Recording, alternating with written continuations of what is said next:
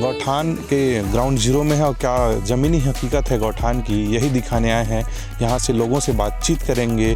जो ये गौठान है, ये छत्तीसगढ़ का पहला मॉडल गौठान है। हमारे छत्तीसगढ़ के 4 चिन्हारी जी।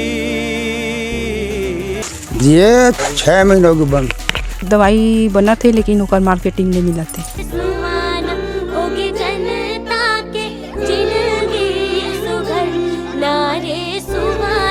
तो मार्केट में ना कोई खरीदने के लिए तैयार नहीं थे, ना हम लोग को कोई मार्केट दिलाने के लिए तैयार नहीं थे। तो पूरा हम लोग का काम ना पूरा बंद है और अब हम कुछ काम नहीं करते हम लोग यहाँ। गोबर बेचे छेना बेचे, गोबर बेचे छेना बेचे, दोनों के पैसा लगर हो गए भूपेश का नारे, चारे मछत गढ़े नवा छत्तीसगढ़।